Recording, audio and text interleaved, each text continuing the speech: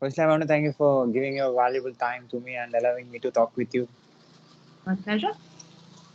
Yeah. So, can you introduce yourself to my audience? My name's Lewis. Um, my name's Lewis because I'm a non-binary person. I live in England. I'm not working at the moment, but I am a skilled musician who is going to hopefully find work eventually. Obviously, it's not a very good environment for musicians at the moment. So yeah, so I spend a lot of time on Instagram. Yeah. So, you're a musician. Mhm. So, from when you are into this field? Well, I started playing the piano when I was really young, probably about 7 or something. And I think my dad was a teacher, and one of the students from his school became my first piano teacher. I never did any practice really. I had several teachers after that, but I wasn't really committed. It was all like classical music, and eventually, one of my teachers thought I should apply for the Junior Guildhall as a weekend student. They had like, full-time students and they had part-time students. So I started going there every weekend, but I was very behind the other students in terms of technically, and classical music wasn't really for me ultimately. So I pursued other things. I went off and tried to do a degree in maths, but then I had a lot of health problems. So as a result, I haven't really worked. I do have a first class degree in songwriting from a university called the Institute of Contemporary Music Performance, ICMP, which I'm very proud of. So yeah, So, what is music to you? sorry. What is music to you? Well, it's a way that I can express myself. I mean, I love writing songs. I don't always like write songs about my own experience. I write about other things that have, affected me or inspired me, things that I've watched, conversations that I've had. And, through many years of being extremely, extremely ill, being able to do music is great. A lot of the time I was in hospital. So yeah, it's very important to me, really. Okay. So, you play. What are the instruments that you can play? I play the piano and I sing and I write songs. That's really it. Okay. You write songs. hmm So, what type of songs? well, I normally describe it as alternative pop. Um, these days it's quite difficult because there's so many like subgenres of music, and sometimes I listen to other people that have called themselves alternative pop, and there's little or no similarity between what we're doing. I've written a few folk songs that I put up in like a traditional folk style. Um, so yeah, but it's kind of mainly ballads, some faster songs, and at the moment it's just with me playing the piano because I can't form a band right now. Yeah.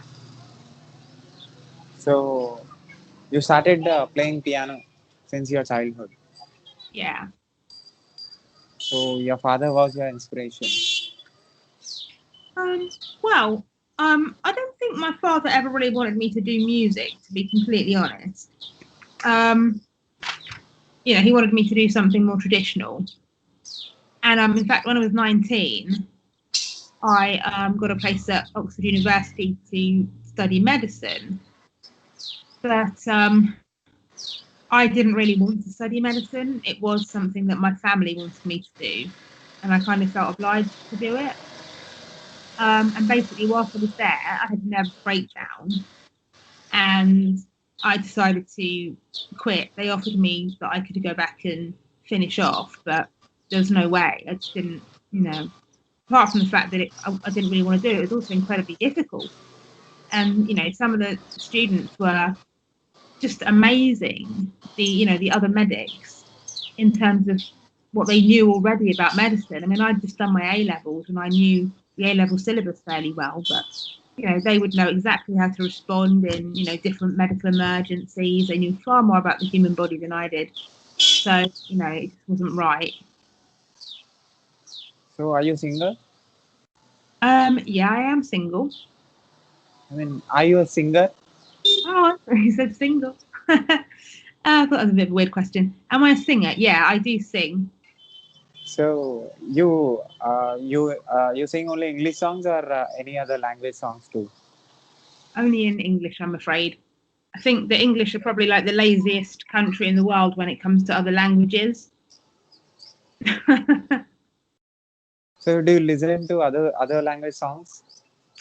Occasionally, I listen to some stuff on Instagram in other languages. Yeah, some.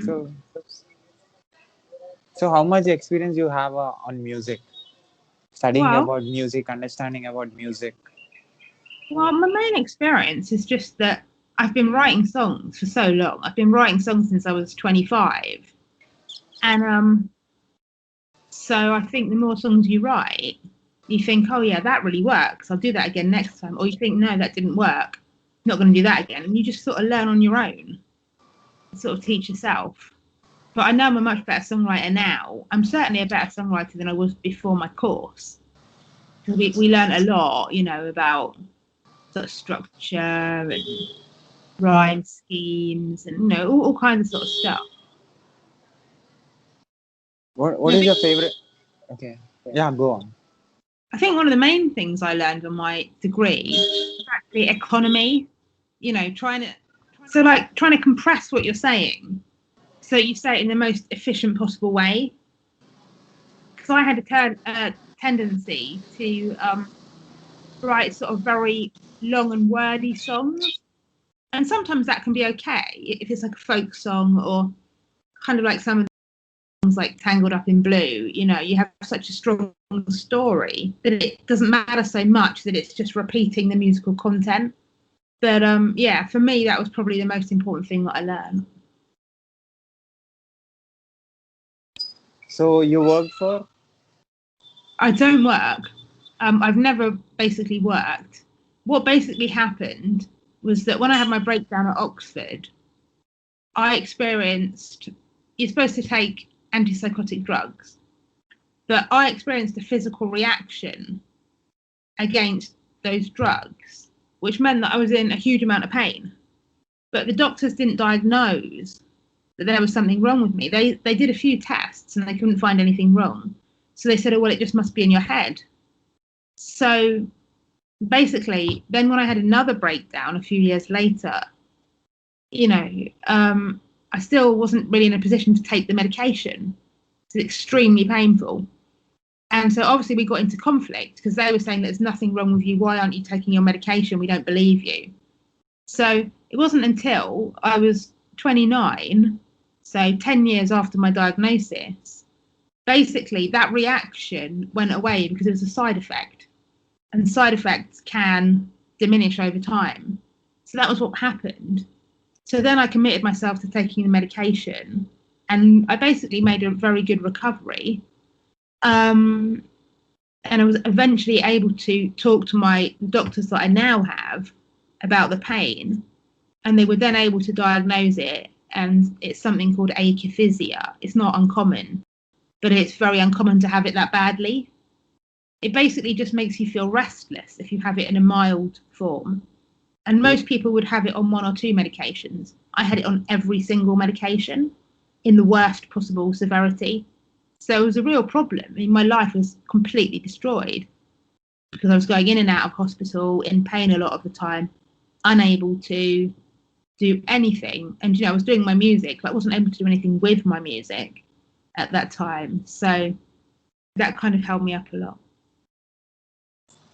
So having this kind of a thing in your mind, how you can concentrate on music? Well, as long as I take my medication, which I do every day, then my mind is fairly normal. I did have a relapse in the third year of my degree when I did start to experience psychosis again, and I had to take an extra year to do my degree. But I was then put on extra medication eventually, and that sort of brought me back to normal. So it's not particularly difficult for me now to function on a daily basis. So, what is your favorite songs that you wrote?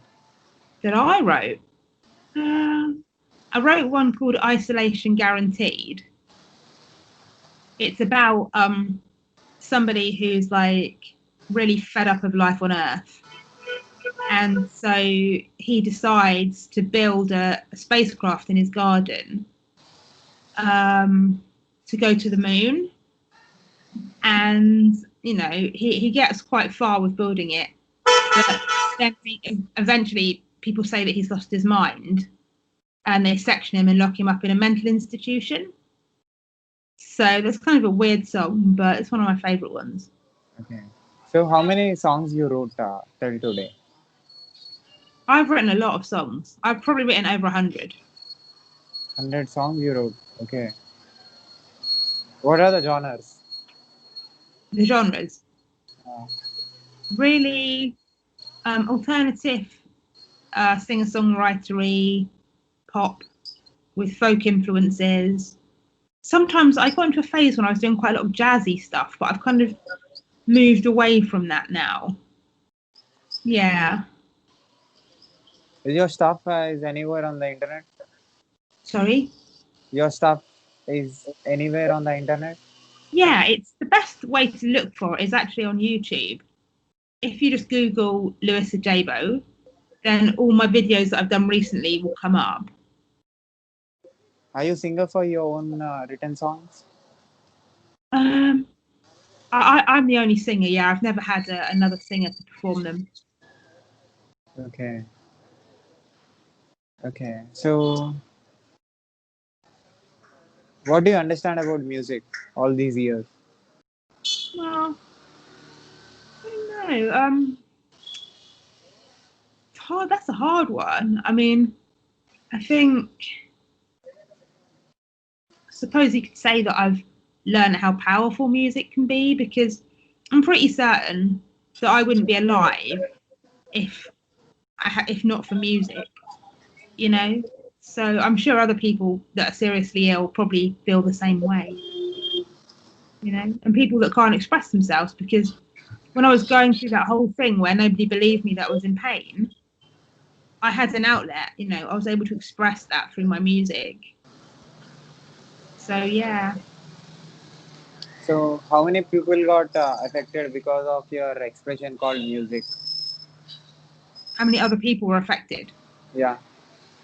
Well, at the moment, not a huge number. I mean, I share my music with my family and sometimes with my friends, but it hasn't got a massive audience at the moment.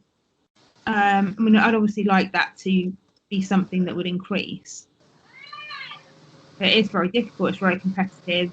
There's lots of good stuff up there. I mean, I'm always looking at stuff on, you know, Instagram especially that is genuinely really good. So, yeah.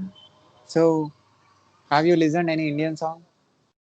I used to when I was really much younger. When I was about 16, I used to quite like watching black and white Indian movies, and I really enjoyed listening to the singing, which is very. Do you have any song in your mind, Indian song? You know, it was so long ago. I don't. But I've just finished watching A Suitable Boy on BBC iPlayer. So there was some Indian music in that, which was really nice. Okay. So, what do you say about voice, vocal cord? What Vocal do you? cord.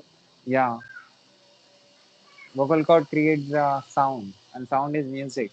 What do you say about vocal cord? I say very important to look after them if you're a singer. It's really important to have a good teacher because, you know, otherwise you can end up, if you practice a lot in the wrong way, you can end up injuring yourself. You might sound really good, but, you know, so I've been I've been recently. I just changed to a new teacher, and I've been learning a lot about the support.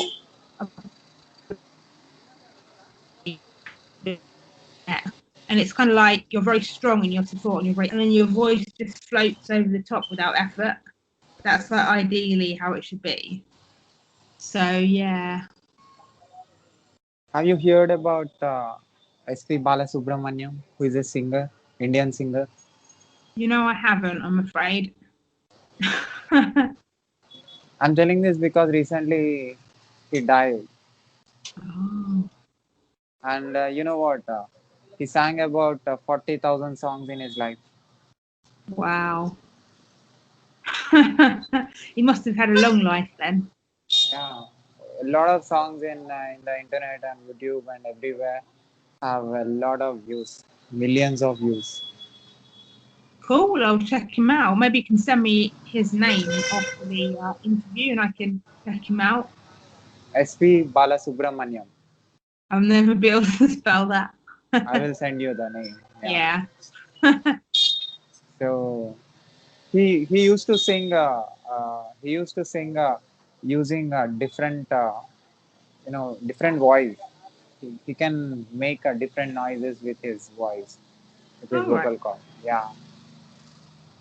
So what do you say about this? Is that possible for every human being and to sing with the different sounds? I'm sure it is. I mean, I really like a lot of like sort of heavy metal stuff. And of course, there's a very specific technique, the technique of growling, which anyone can do if they learn how to do it properly. And similar to any kind of singing, obviously, if you growl in the wrong way, you will ruin your voice. So yeah, I think if you have the right help, then people can do incredible things. Although I do think that we have different ranges. I mean, my range is probably about 2 octaves. Naturally, I could extend that a little bit maybe. Um, but I've known people that have like a 4 octave range. I'm whatever I do with my voice, I'm never going to have 4 octaves. You know, yeah, to a certain extent, I think you can do a lot of different stuff.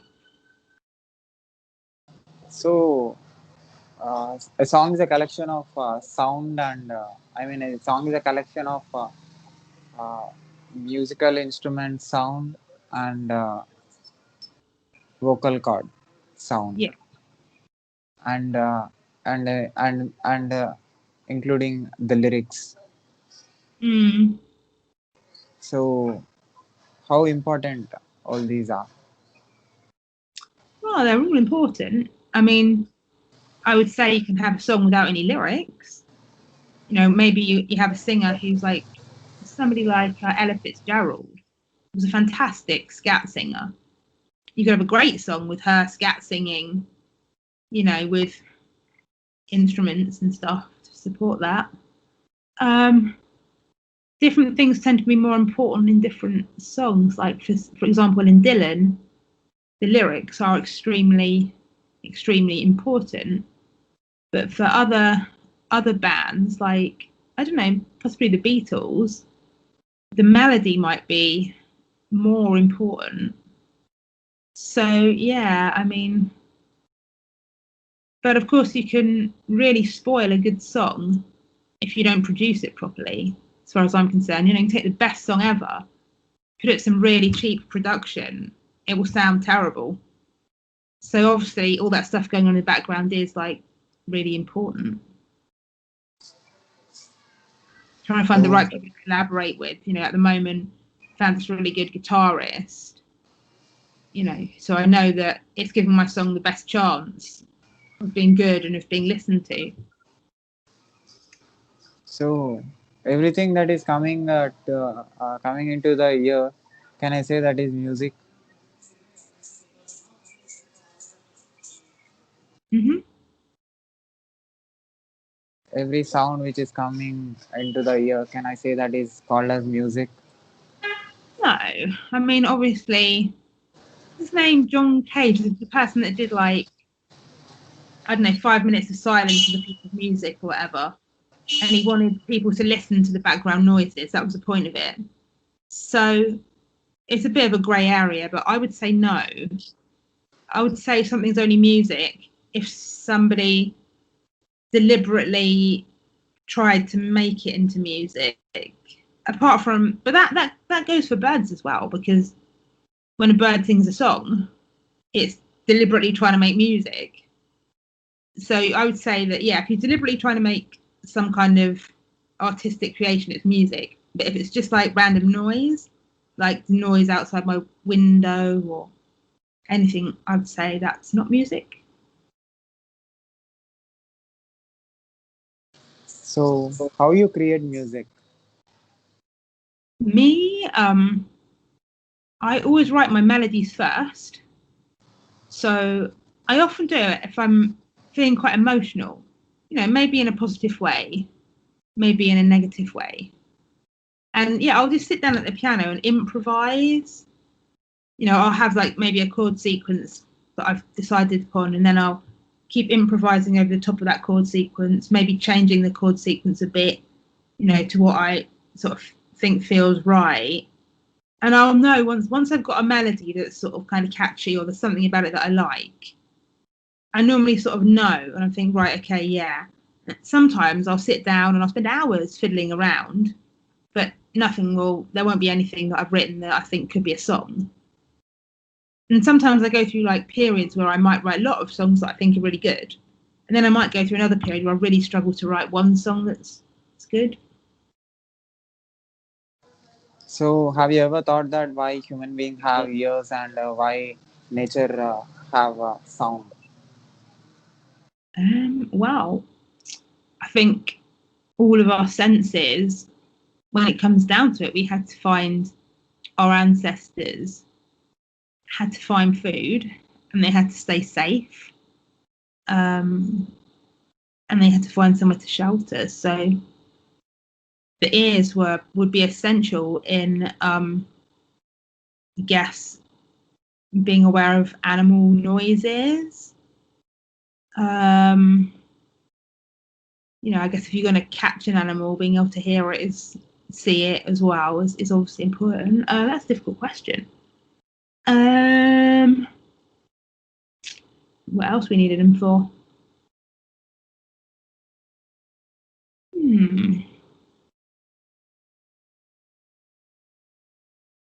Hearing a baby crying is really important. We wouldn't be able to communicate without our ears. And so because we were able to communicate, I mean, all animals communicate, or most animals communicate with each other. But in the case of humans, that's meant we were able to convey like really complex information to each other, which enabled us to become the dominant species that we became. So that's probably the most important thing about having ears, I'd say. And Yeah, go on. Of course, like obviously we need our ears to hear music. And you could say, well, music's not very important. Why do we need that? But I guess that having music means that people can relax, they can go and listen to music, play their own music, and it just makes life worth living. And I think if your life's more worth living, it's going to be a more successful species, So yeah, it's probably not a very good answer. I'm not a scientist. Can animals enjoy the music that created by human? Some people say their cats respond to music. My friend is convinced that her cat enjoys music and starts doing certain things when she puts music on. So maybe they can. Okay. Maybe they Have you, hate it. why not other animals? Why not other animals what? Why not other animals can enjoy human created music? Well, they might do. I've got no idea. Okay. So why different species have different hearing capacity?